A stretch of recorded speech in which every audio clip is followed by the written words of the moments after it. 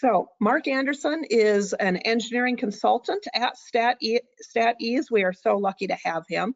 Prior to joining Stat-Ease, he spearheaded an award-winning quality improvement program for an international manufacturer, generating millions of dollars in profit. He provides a diverse array of experience in things like process development, quality assurance, marketing, purchasing, and general management. And Mark is the lead author of our 3 textbooks, DOE Simplified, Response Surface Simplified, and Formulation Simplified, as well as having published numerous articles on design of experiments. So with that, I will be turning this over to Mark, and I am sure you are going to enjoy his presentation today. Thank you, Mark. Yeah, thanks a lot, Sherry, for your great introduction. So we'll talk about the magic of multi-factor testing. Looking at my audience view pane, this should be showing up. If there's any issues along the way with either the visual or the audio, please, provide a chat or a signal, and Sherry will deal with that. And she's also going to be watching for questions.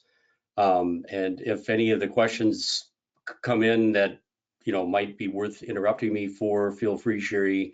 Otherwise, there should be plenty of time at the end and we can go back over some of the things that I'm presenting. So I'll go ahead then and start up the slideshow from the beginning. And those of you that have attended some of my webinars in the past or classes know that I like to use my little pen tablet and just highlight some things. I really was excited about the ability to be able to see multi-factor interactions. And in my mind, it's really magical. Today, for example, or yesterday, giving some help to a user in UK, and he had the same idea that if we did just a screening design to cut down the number of runs and just showed main effects of things, well, his clients could do that, and there wouldn't be any excitement or magic. So we were able to work out a plan to maintain at least the ability to see the 2-factor interactions, because that's where the real chemistry comes in. The real excitement, the magic is really from those multi-factor interactions. So when I'm doing an elevator speech and I need to try to convince somebody to get off of 1 factor at a time, my focus is, on this term of multi-factor. And so really I perceive, the real power of design of experiments being that ability to look at multiple things, coming together and either creating a synergism or an antagonism. Either way, that's what you're aiming for. And this is something that's been important to me throughout my career, starting off in industrial R&D as a professional chemical engineer, and then shifting over from R&D into the plant environment and doing plant process improvement as a certified quality engineer. And finally, my capstone degree is a master in business administration, and of course, trying to work with teams and get that synergism, where 2 people together are more than either one alone, going for that and watching out for where 2 people together are antagonistic, and we better, make them separate. So that whole idea of how things are interacting is really a theme that continues all the way through. So again, welcome to everybody that's signed on. At this point, we've got upwards of 75. And then, afterwards, we'll open up for some chat. But during the presentation, I'll probably just kind of roll right through and then, make your questions known to Sherry, or, make a note of them and come in at the end with some questions on chat. If you have questions that don't get addressed during the presentation, or you think of things afterwards, feel free to send emails to me directly, mark@statease.com, and I'll follow up, after the session. Slides are going to be posted at our webinar site, and then there'll be a video uploaded to the Stat-Ease YouTube channel. Okay, go ahead and press that raise hand. I won't see it, but Sherry will see it. And, it's always good to get some affirmation if you're with me on all that. Everybody's with you, Mark. All right, sounds good. Okay, so what's in it for me, the WIFM? I always want to spell that out. This is the first thing we learned in Toastmasters training that we had at my original R&D position out in California with an oil company. Luckily enough, they set us up as us young engineers with the Toastmasters, and got us going on. You've got to provide some incentive for people to sit through your presentation. That's the WIFM, or what's in it for me. Well, I really like to have some fun, and so I guess I would sell this talk as being a fun example of a physics experiment that really illustrates the advantage of this multi-factor approach that I was talking about at the start here, and try to get people away from the one factor at a time, or OFAT. So that would be, the biggest selling point of the WIFM. And then, via this example, which I think is very delightful, we'll see how two-level factorial design of experiments in particular can reveal surprising interactions. And these would never be detected by OFAT. And then another angle of this is that it was a really fun project to do with the oldest of my 9 grandchildren, my grandson Archer, who is now in an advanced class. He's in middle school, but he's actually still only in, I think, 5th grade this year. But Archer has turned out to be the greatest lab technician yet. I've worked through a series of them, starting with Hank, who's now in charge of the programming for Stat-Ease, helped me a lot with early days of popcorn experiments. And then my youngest of 5 children, Katie, who's now a PhD biochemist, working as a researcher at the University of Minnesota, sponsored by American Cancer Society, was the most awesome lab technician. And now Archer is my chosen lab technician because he's very meticulous and he's very curious about what's going to happen. So during the Christmas holidays, we set up this little project. I got some inspiration from internet to grab some different bouncing balls and see what the construction of the ball did in terms of the bounce height and so forth and so on.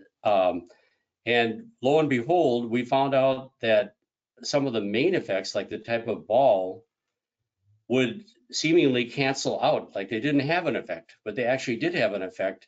It was just that their effect was dependent on other factors. And this is a prime example of, again, where looking at one factor at a time and just main effects, falls flat. So this is, I think, a good example that you could do at your home or experiments like it, but it does uncover these interactions, and it's kind of surprising what happens.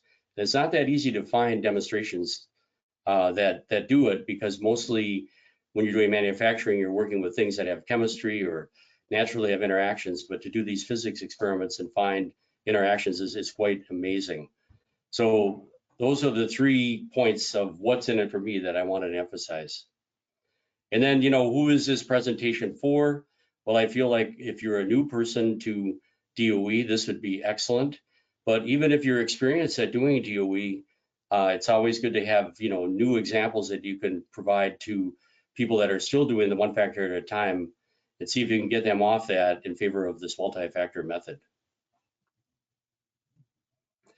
So let's start off with, the idea of one factor at a time as opposed to a multi-factor strategy of DOE.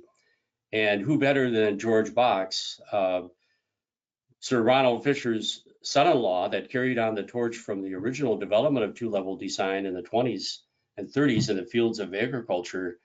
And George Box, carrying it forward through World War II, becoming kind of a happenstance statistician as a result, and then making that his career and carrying forward these techniques that his father-in-law Fisher developed.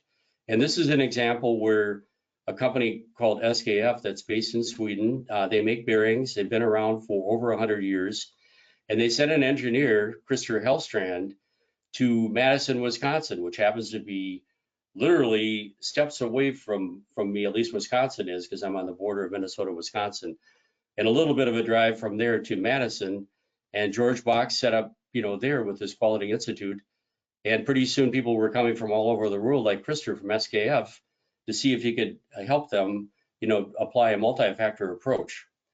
So they had these bearings, in the 1970s, it was made, with all metal. This one you can see has got a plastic raceway on it, which was a newer innovation that came out of these studies. But at the time, the Japanese, had come in with a much higher level quality approach, and they were making bearings that were better and cheaper than SKF. So really, they needed to save their business that had been going on for decades and decades at that point. So what had happened is illustrated here by this cube. Their engineers in Sweden just knew the one factor at a time approach, and they had a mission to double the life.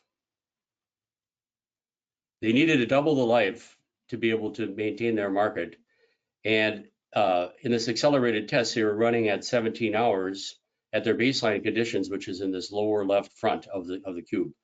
So this is a standard, bearing that they would run out. They would get approximately 17 hours. So the engineers all got together and they thought, well, this factor A, if we were to change that, probably would solve the problem. So they went ahead and tried that, and they got on average 25 hours. Well, that didn't double the life. That wasn't good enough. So then they said, well, maybe we should look at factor B, and they tried that, and that helped somewhat, but not enough. And finally, they said, let's try C. And it turns out that C is the change from metal to plastic. And they didn't really want to do that, but it did seem like maybe it might help a tiny little bit. But on the other hand, perhaps you would also get a cost reduction. So that, in a way, was kind of a win, but they weren't getting the double life that they wanted. Now, it turns out that factor A was a heat treatment. And it turns out that factor B was something called osculation, which is the kiss of the bearing to the cage. Okay, so it's a dimensional, impact here on how that design is propagated. Well, I mean, all of you are probably looking at this, and those of you who have seen this before know the end of the story, that by combining both A and B was the only way to see there was a synergism. And this is an A-B interaction, of course. Now, this only happened when Christopher learned from George Box that there was a technique called two-level design. And so this is an example of a two-level design with three factors, and we represent as 2 to the power of 3.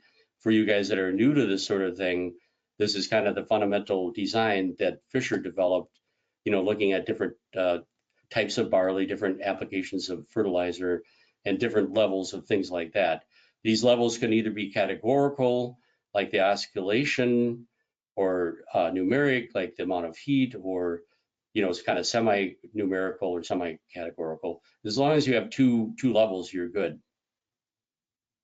And the whole story can be obtained from this quality engineering article that George Box wrote called George's Column, which is referenced here. So that's an example of a two-factor interaction. Now, the other part of this, I'm going to erase my scribbles here, that is a little bit surprising, is that there's also a second advantage of the two-level design because you're working in parallel, and that is the efficiency of it. And you need to present this in terms of power, okay? So with this two-level design, even though there's no replication kind of hidden into the matrix, is a sample size of 4. We have 4, for example, at the A+ level, and at the same time, we've got 4 at the A- level. So we're doing 4x4 comparisons. Now the OFAT experiment says, hey, I can do that too, because I can do 4 at the baseline and 4 at the high level of A. Okay, I'll give OFAT that. But then I come back, I'll erase this off again, and I'll point out that B has 4 at the high level, and it has 4 at the low level. Okay, so OFAT says, yep, well, all right, I'll have to do 4 at the high level of B. Well, we're not done yet because C, which is the front to back, has a 4x4 comparison, and now OFAT has got to do 4 here. And of course, when we add up all these little green circles, we have 16, whereas the corners of the cube are only 8. And that efficiency is 2 to 1. And if you were to look at the efficiency as a function of the number of factors, it turns out as you go more and more factors that you get more and more efficient. It goes straight up. So the more factors there are, the more important it is to use this two-level parallel approach. So that's just sort of a side benefit that we have this hidden replication and this efficiency built in. But the main thing that excites me is seeing the interactions. So here's the analysis. I found the original data and put it into the Stat-Ease software, which creates this really handy Pareto plot where the effects are ordered from the lowest to the highest. And then we have two limits, the standard t-level t-value at p of 0.05, but we need to do a pairwise correction to really be precise about what our significance is. So there's this Bonferroni limit. But we can see that the effect of A, which turns out to be the heat, is quite significant. And then B, which is the oscillation, is pretty close to that Bonferroni limit. It turned out with further experimentation beyond the original 8, they did confirm that oscillation did have a main effect. But the really exciting part is this interaction. And even with only the 8 runs, the p-value is, at 0.01, which is, plenty low in terms of normal science. But certainly for DOE, I'd definitely investigate that. And it turned out it was true that the impact of A, the heat treatment, depended on the level of oscillation. When they had low oscillation, increasing the heat didn't really have an effect. You can see this by the overlapping least significant difference bars, which are kind of a form of a t-test. And we see the overlap from left to right when the oscillation is low. But when you go to the high oscillation, well, then you get, this huge increase. And it's very significant. There's a big gap between this result at over 100 hours of life and anything else, any other combination. And it turned out that this led to a breakthrough of 300% increase in SKF bearings service life. Huge advantage. And it was presented in this design engineering article, how they were able to apply these tools of DOE and make this breakthrough. So if that's not convincing, I'm not sure what is. Then you really ought to pay attention to uncovering interactions. Now, it turns out if you're trying to do your own DOE, I've certainly been trying this for decades to demonstrate in class. And I can tell you that it really is hard to reliably produce the two-factor interactions in these hands-on exercises.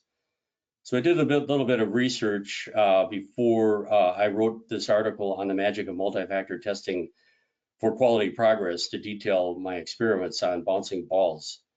And I found, a nice little article by Israelovitz, Anderson Cook, and Hamada.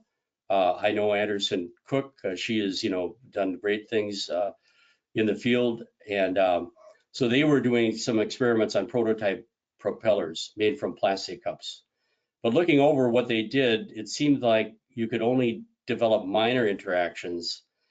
And these are between the number, angle, and length of the blades, but only with very precise procedures and, a lot of replication to get sufficient power. But nevertheless, I'm going to put that out there, and here's the reference. Is something that you might want to try, and maybe you could experiment on this if you're trying to have some fun at home, or you want to do something educational for your students. But most people that are in the field are more familiar with this example, which is paper helicopters. And back in '96, I went to Madison to attend a week-long presentation by George Box. Soren Biscard sadly passed away at a fairly young age. And then Conrad Fung. So the three of them at that time were running these seminars. And George Box actually did most of the lecturing. And at one point, he brought in some graduate students who had done a series of two-level designs. They had done method of steepest ascent and then gone to response surface methods and really made some fantastic helicopters. So he sent them up the ladder and they dropped these helicopters and they just whoosh, whoosh, whooshed down ever so slowly. It was quite amazing. So you can do some really fun experiments, on these helicopters in terms of the body width, the body length, the wing length, how you fold these. You can do some funny little things at the corners. This is actually what it looks like when it's falling, and this is showing that it's going to rotate around as it drops down. I've done quite a bit of the paper helicopter experiments at Ohio State University doing Six Sigma training at the Fisher College of Business. And that was a lot of fun during the 20 years that I taught twice a year down there. And then with the School of Mines in Rapid City for many years over that same time span from 2000 to about 2020. So I've done a lot of work with paper helicopters, and it turns out that it's hard to get interactions. The one interaction that's reliable is if you use very heavy cardstock, like 110 pound, as opposed to say 20 or 24 pound paper. But it's kind of kludgy because basically when you look at, let's say, the factor of the wing length, and if you look at the flight time as your response Y, the heavy paper just drops like a rock. And so you just get no flight time at all, no matter how long the wing length is. It's just too heavy. But when you have the lighter paper, then, you know, as you go to the lighter paper, then as you increase the wing length, of course, you will get longer flight time. So that technically is an interaction, but it's really not very much fun to make a very heavy helicopter, drop it, and just go straight down like a rock. So I don't find that super satisfying. But again, you know, perhaps, you know, you've done better with your experiments on paper helicopters to demonstrate interactions beyond the one I just mentioned. And if you're interested, here's the reference to the report, you know, from the Center of Quality and Productivity Improvement from Madison, Wisconsin, where George Box was set up along with these other high-powered, you know, quality experts. Okay, then I came up with an idea, being from Minnesota, where it's the cold, frozen north, and having done a lot of skating in my day. And so I translated some ideas of hockey into a little tabletop exercise. And actually, Pat Whitcomb, our founding principal, his dad, Jim, helped me. He was handy, and he made this little fixture. And then I would take a ruler and I have the students, you know, put it into the fixture. Then they would pull back this metal ruler, and then it would snap forward again, depending on how far back they took it, was one of the factors. And then where they put the puck, which was actually 4 quarters taped together, glued together, was another factor. And then there was an interesting little idea. You could pull this back, and you could set the puck on the stick. And this is what I called a wrist shot. Or you could leave it at the original position, and then as you snap the hockey stick forward, it would slap the puck. And if you're familiar with hockey, you probably know what I'm talking about, where these, you know, professional hockey players will just flick it with the puck on the stick and, you know, make a really accurate shot really quickly and surprise the goalie for a goal. Or sometimes they'll wind up and they'll just take a big slap at it and just smack that puck, you know, at 100 miles an hour and just beat the goalie like you wouldn't believe. Well, it turns out that the effect of stick length depends on whether it's a slap shot or a wrist shot.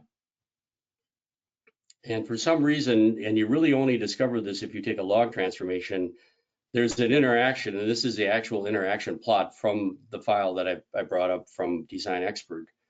And you can see that there's this big difference in terms of the impact. And so definitely the wrist shot is more robust. You see, you know, consistently long distance that the puck will go, whereas with the slap shot, it's just a complete bust at certain conditions. So that's an example of an antagonistic interaction, you know, where two things come together and don't give you a very good result, which is good to know. So if you're interested in that, I've got this reference here that you can go back to. Okay, so now let's talk about our experiment on bouncing balls. I thought a more scientific name is elastic spheroids.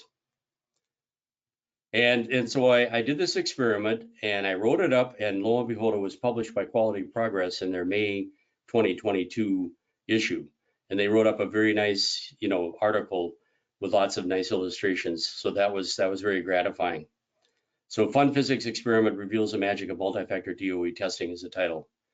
What's nice about this experiment is it's surprisingly educational first and foremost, but it's pretty easy to do. I just went down to the local, well, now it's a $5 store, not a dollar store. And I found these 2 rubber balls. I call this one Spidey because it's got a Spider-Man on it. And this one is hollow. And then I found another ball with a similar diameter. I call it swirly, but this one is solid. And so this is an example that works out pretty well because at first glance, you can't really tell that there's a difference between them.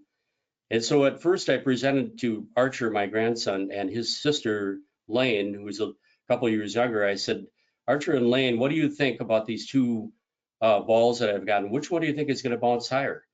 And they thought Spidey would because they thought Spidey had a cool face on him. But it turned out this solid ball has got more bounciness to it because of the way it's constructed. So that was kind of a fun thing to begin with is, what do you hypothesize just looking at these? Well, let's try it, And so then the real breakthrough came to do this experiment because I came across this cell phone app, which is pictured here. And the app actually is on the Android, and it listens to the sound from the ball bouncing, and then it gives you a series of times on each bounce. And so we've got h sub naught, which is the height of the initial bounce, h sub 1, h sub 2, h sub 3 are all listed on this little app here. So as long as you have a nice quiet environment, you can then translate that sound difference using the app, does the physics on it and figures out what the height is. So now we don't have to just look and try to see how high it goes and try to guess at the height because it's very difficult to figure out the height. So now we have a very fun project that could be done with anybody of any age, and it was perfect to do with Archer, my grandson. So these are the factors, and factor A, as I mentioned, are the two different balls. I described those. But then I got an idea from some other experiments on bouncing balls that I read about on the internet to maybe see what would happen if you put the balls beforehand in a freezer, as opposed to just leaving them at room temperature. And of course, I knew that would probably have a big effect. Then, of course, a no-brainer is the height of the drop from 3 to 6 feet. And then the other thing is just pictured here is I had this rubber mat that I used to stand at the kitchen sink. And I thought, well, what would happen if we bounce the ball on that as opposed to this hardwood floor? So those are the 4 factors. Okay, so what we did was an experiment, and I'll go through this for you, but it's a 2-level experiment with 4 factors. It's a full factorial with 16 combinations or runs. And we did this in a randomized plan. And these are the results, showing up on this Pareto chart. Whether the ball was at room temperature or in the freezer had a huge effect, as you might imagine, because when it was frozen, it didn't bounce very good. So that's obviously going to be an effect. The height of the drop, of course, is going to have an effect. There's no question about that. But then we had this interaction between A, which was a type of ball, which on its own was insignificant, but it interacted with the temperature. And then we also had this interaction BD, which was significant at P less than 0.05, even though it came a little short of the Bonferroni limit. It definitely was an effect. And this was an effect between the temperature and the floor. But here again, the floor has no significance as a main effect. Wow. So that's weird because you would think, the 2 different balls, like my grandchildren surmised, only they got it mixed up in terms of which one was better. But there was definitely a much better bounce from the solid ball that was like a super ball versus the hollow Spidey ball. You could see that right away. So how could it come out insignificant? Well, it's because of the interactions, as we'll see. And the same thing with the floor. Of course, the hardwood floor is going to give you a better bounce. That's natural than the rubber. But it didn't come out a significant effect. So weird. Okay, but now it's explained when you look at the interactions that although on average, the type of the ball, if we kind of cut between these 2 lines, the red and the green, on average, we could say the main effect of a ball is nil. There's no main effect, but it actually is having an effect. It depends on the temperature. When the temperature is low, then when we switched from hollow to the solid had a lot more thermal inertia, built up from that freezer, and it just didn't bounce much at all. The hollow ball didn't get affected as much by the temperature because, it didn't have much mass to it. On the other hand, when we had room temperature, that solid ball was like a super ball, and it came front center, and gave a much higher bounce than the hollow ball. So on the left side is the interaction of AB, right? Now on the right side is the interaction of B and D, only I'm just going to flip that and say it's the interaction of D and B. It doesn't really matter which way you describe this, but I'm going to put D on the bottom on this interaction plot, which is the floor effect. It's either wood or rubber. And now when we had the cold temperature, the very cold freezer temperature, bouncing that ball on the rubber, the rubber was still at room temperature, so we got a decent bounce, but on the wood floor, it just fell flat. On the other hand, at the top level, we've got room temperature, and then actually the wood did, well, maybe significantly better. You'd have to look at whether there's really a gap here, but it was close to being significant that the wood was better. Now, I'm sure you guys have some questions, and maybe you're throwing in chat, and we'll have some time at the end to describe a little bit more if you have questions about what happened here. Okay, but what I'd like to do now is go back over to Design Expert, and I could just as well use Stat-Ease 360, which is a superset of Design Expert that came out earlier this year with some additional tools like Python scripting, some tools for computer experiments and things like that. But Design Expert was plenty fine for this experiment. All right, so I'm going to go ahead then and open up this experiment called Bouncing Balls. Now let me just show you how this design was built by recycling or reusing the same factors and rebuilding. And you see our classic designs here with the full factorials on the white diagonal. And then if we had a fifth factor, I probably would have gone to this half fraction of 16 runs. But to keep it simple, I just did a full factorial and didn't do anything too fancy. That was enough. That was a good project for our fourth grader that was already in middle school, but still a new thing for him to do this type of multi-factor testing. So then I'll put this in the horizontal view. We type in the different factors, the type of ball, which is a categoric factor, going from hollow, which was the spidey, versus the solid swirly. Temperature, I've got this listed as categoric, but of course we could consider it numeric, but it was simpler just to consider the two categories of storing at room temperature versus in the freezer. And then height, I did put that in as numeric, in feet from 3 to 6. And then one more category factor, wood versus rubber. Now, one thing I have to point out, of course, is that if you have categoric factors, you're more likely to see interactions of things than you will if it's numeric. Although numeric factors like time and temperature in a cooking operation almost always interact. So you can have interactions, between numeric factors for sure, but categoric factors you might see more often interactions. So this was kind of set up with that in mind.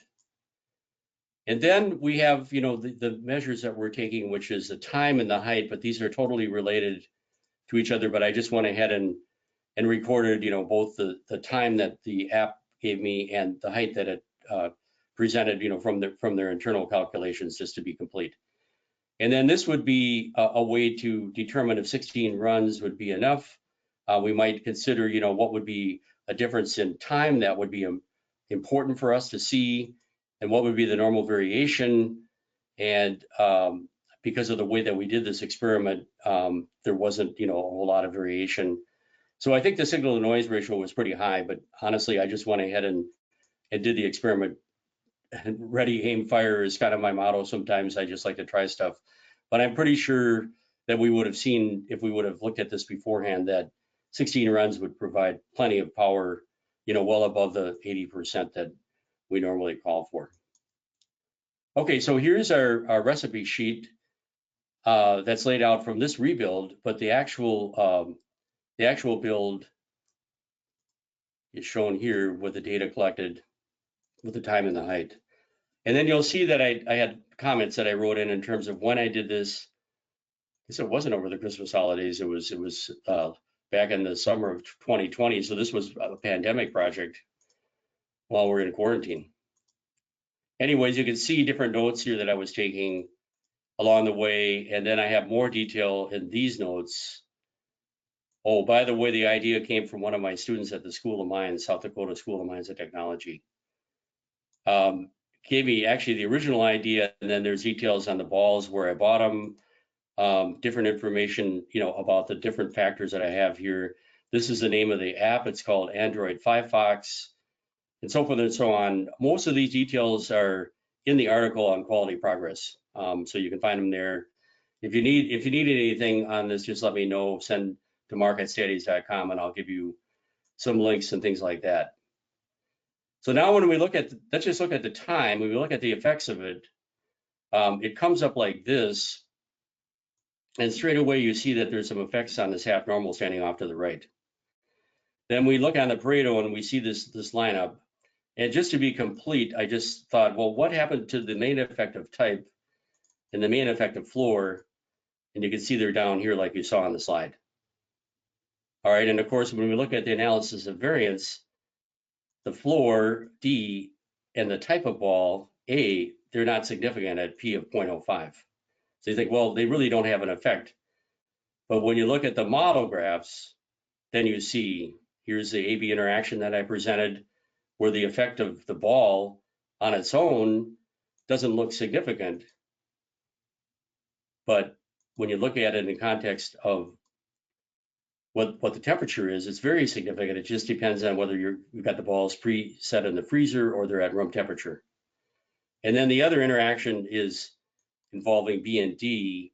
And if I flip this, so I have floor on the bottom, you can see the interaction that I presented in the slide.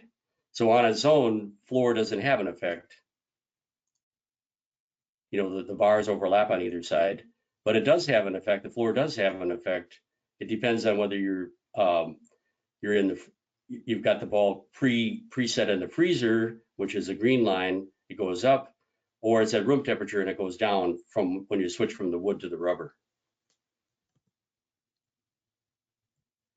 So that's basically it then. So I feel like we hit these bullet points here in terms of the what's in it for me with a fun physics experiment. I mean, what's more fun than bouncing balls? And if you're an engineer like myself, you enjoy doing experiments and being, precise in terms of what the heights were. So I set up a ruler. I was able to work with my grandson Archer, which was fantastic. It was fun for him to see, oh, the hollow ball, bounces differently than the solid ball. And then what happens with them being pre-frozen versus at room temperature? And what about the rubber versus the wood? I mean, all of this was very delightful. And, physics is fun. There's just no way around it as far as I'm concerned. By the way, there is a reference in the article, and I can give it to you if you want it directly, that I found that kind of explains the physics of this in more scientific terms of what happens when you take, an object and you freeze it, and all kinds of, gravitational constants and fun stuff like that. There's a scientific article that kind of explains it, but it's pretty intuitive, in the end, when you look at the results and then think about it, it all kind of makes sense. And that's what's really fun about it, as to why that the different ball effects, the effect of the ball canceled out as a main effect, and the effect of the floor canceled out. Well, of course, because it's interacting with the temperature. So the one factor at a time approach, wouldn't have worked at all. It would have just been a complete flunk, if you would have done it incorrectly, with all these factors present.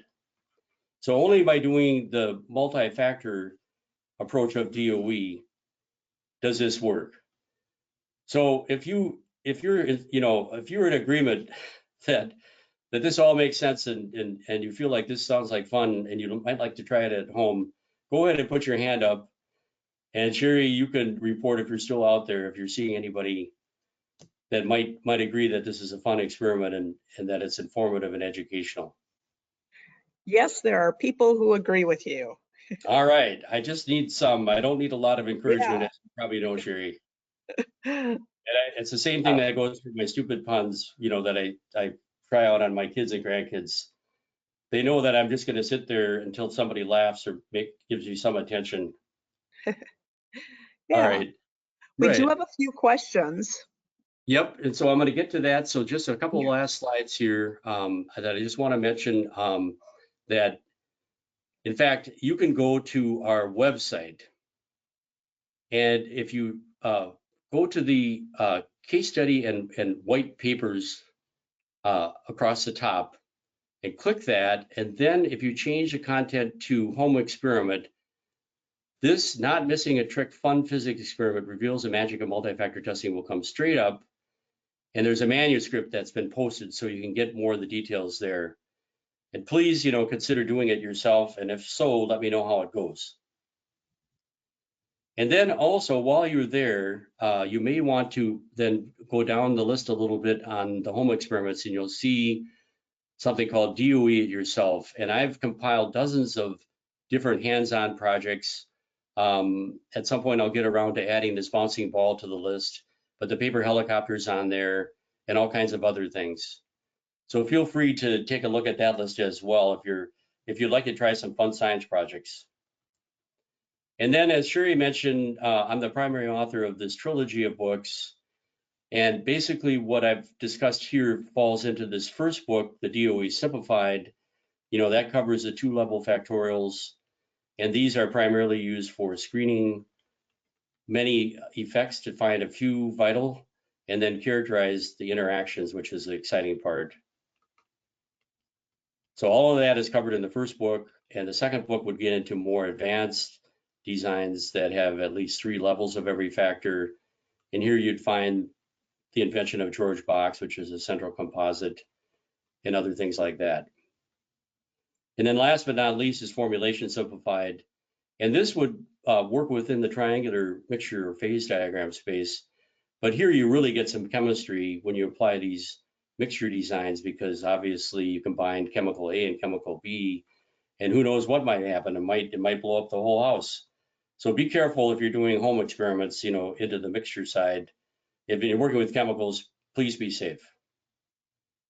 And then Sherry is our workshop manager. You can work with her team via the workshops at Stat-Ease.com. If you're interested to learn more about how to do these 2-level designs, we have a class called Modern DOE for Process Optimization. This is done on a regular basis over Zoom on a distance-based approach. And then the mixture design is another public class. And then we have, various private presentations that will have more of a customized approach for your particular industry. Our workshops team can help you with that. If you want to go onto the website for the public classes, have at it. You can just go to our main website. You'll track through the Learn DOE and you'll find it. Okay, so that's it. I just hope you make the most from every experiment, as our slogan goes, and learn the magic of multi-factor testing. So Sherry, if you want to go ahead and throw in some questions, we've got a few minutes here at the end. Great, thanks, Mark. One question, a person said, hey, I've never seen that comments column before. Can you show how to get that, how to add that in? Sure. That's kind of a little secret there that you don't really know about. But if you go up to this upper left corner here, is what I recommend, and right click, you can turn on different things. And typically, the default you're going to have is a standard order of the original experiment, which would, follow the pattern of minus, plus, minus, minus, plus, plus, etc. But then you're actually going to do the experiment in random order. So that now we're going to show it in the random order. But if you go back up here again and right click, you can show the comments. And, I learned straight away, my first job working in industrial chemicals R&D with General Mills. And the first thing they said is, here's this bound notebook. We want you to write everything down that you see, because you never know what's going to be important for making a patent. And so this is always my approach, is I take a lot of notes, and I have more notes than this, that were on pieces of paper, but I then transcribe some things into the software just to keep it for preservation. And then I also use the notes node up here, as you can see. I think you can also get to things under the view display columns. So generally speaking, the programmers have been very kind to us, and they usually have a couple of different ways of getting at things. but over the years I learned, some of the secret right clicks. I also, by the way, like space point type, but in this case it's pretty boring because it just says factorial. But if you're doing the central composite design, I'll do the space point type, because then you can see the center points, the factorial points, which are the cubical points, and then you can see the axial points, labeled. And the same thing for mixture design, you'll see vertices, centers of edges, when you do the space point identification. But for this purpose, it's not helpful. All right, great. Well, staying on that screen, I think that kind of leads into another question, which is how did you handle the temperature, given that it takes a long time to change? I think that had to do with, doing these on different days and stuff, but the temperature Correct. being. Yeah, once you look at it, that's the reason I put the notes in on the dates, because of course, when I was switching temperature, like here's a switch from freezer to room. So what I did, and this is kind of subtle, but I didn't just leave the ball in the freezer. I actually took it out of the freezer and put it back in the freezer overnight. And this relates to the idea of kind of a reset on your process to really get a good feel for the variability. You want to reset back to the like if you're doing a reaction, I always say, you're done with the one experiment. Now we discharge everything out of the reactor, and then we start it all up again. We fill it back up, we bring it up to temperature, make the reaction, and we don't just keep running it while it's running and take more samples, and call that a new run, by changing the temperature while it's still running.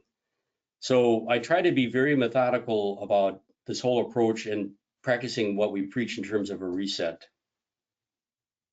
Great. On the analysis side, and I think this is just good to reiterate, which was a question about best practices. Would the hierarchy principle need to be maintained to describe the bouncing balls, or would the main effects of A and D be dropped? Right on.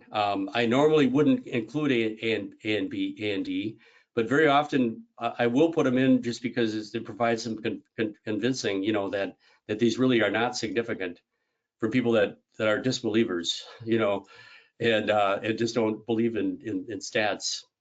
And so even when they see that the main effects like this are not significant with the p-values being high, they still don't believe it.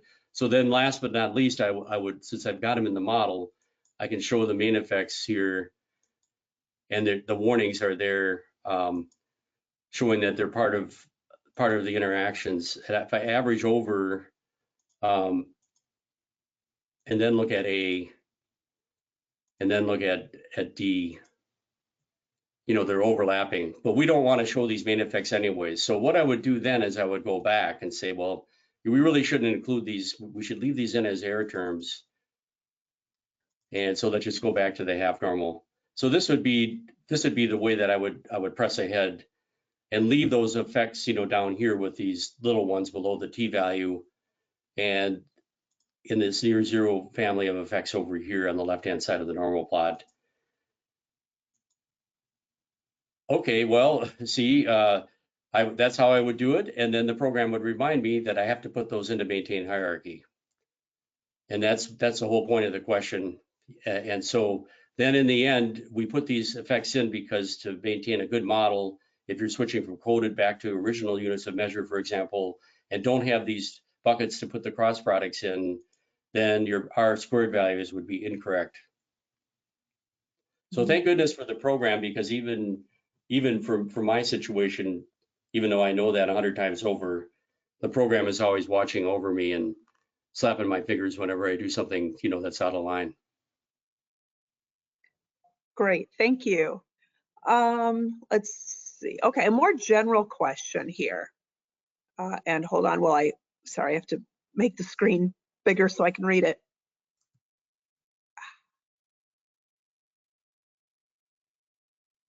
How do you convince early experimenters that resolution 3, although it saves time, runs the risk of aliasing main effects with these powerful two-factor interactions? Yeah, I mean, I think the only way of doing it is to is to really kind of dig into the structures of these things. But it's very common that people get, you know, really excited about the two-level designs, and they begin putting more and more factors in, and then all of a sudden they say, oops, you know, this is going to be too many runs with 128 runs, because you could think of lots of factors that you could add into this experiment alone, you know. So then they say, well, what are these other squares here? We could do 64, we could do 32, we could do 16. Well, why don't we do this saturated design with 7 and 8? That would be ideal. And so this is a very common mistake. And so really the only way around it is to try to help people understand that if you do that, what you think is one thing could be something else. Like here, we have this very strong interaction with the bouncing balls of factors B and D. Now that's all going to get thrown into the A bucket, and you would think that A really does have a big effect when it's actually the interaction of B and D. And what we do in our class, Sherry, is, you know, we actually show using the popcorn experiment, if that was done instead of 8 runs and 4 runs, and you can actually see the columns of pluses and minuses that are equal to each other. They're changing exactly in the same pattern. So I do think that you would want to work a little bit with this and develop a little slide deck or something like we've done with our classes. But if you're interested and you're having trouble convincing people, Sherry, I think we probably could provide some ammunition, don't you think? For example, on that popcorn case with the slides that we have. Sure. And I know the person who asked this question. Right. So we would be happy to help, because I mean, it's in our interest to help people make best use of these two-level tools, you know, with the Stat-Ease software. So, but I think dialing it up and looking at the aliasing structure is, you know, kind of the starting point. But from there, you're going to have to go further, because otherwise they're giving you the deer in the headlights look, and just like, so you have to show these matrices and show the actual columns of pluses and minuses are literally the same. And, you know, of course, with popcorn, you've got time and temperature. It's going to interact just like any other cooking. And in the bouncing ball case, you know, we would have missed all the fun stuff. Okay, here's an interesting question. Going back to the SKF example, maybe you want to return to that picture. So that bearings experiment. Yep, that one. Can you explain how the effect was explained simply by one two-factor interaction? It looked like there was something else going on where the high level of all 3 factors got a really high value. You know, so he's looking at that 85 to 128, I believe, and I'm not sure we have a good explanation of that other than just there's a lot of variation and it's only an 8-run design. But do you have any comments on that? Actually, that's very common, and I've looked at that, and it turns out that this change here, going from metal to plastic, probably is correct, that there is a even better result with the plastic, and it's cheaper. However, when you go to the high life, the variation of it increases. And I didn't show it here because I showed this in the actual analysis. But it turns out that if you look at it in log scale, you get a much better view of things. And so let me close this design out and open up the life example. Okay, so here is the actual example in the original metric. But what you find out is when you look at the normal plot, it's weird. You get this big megaphone effect on the residual versus predicted. And the reason is that the variation in life increases as the life goes up. So now we see the Box-Cox plot, which is another invention of Box, and it shows our current transformation, which is no transformation. Everything to the power of 1 is outside of this goal. It's like a hockey goal. We're out of it. We want to get in the goal, and we can do that by going to log. So when I go to log, and this is how I would actually analyze it, but I was kind of just glossing over that because I didn't want to do anything too complicated at the start. But since you asked, if I reanalyze this, then the actual interaction, hold on a second. I said I was going to do the log, but then I didn't do it. Okay, now it's going to work.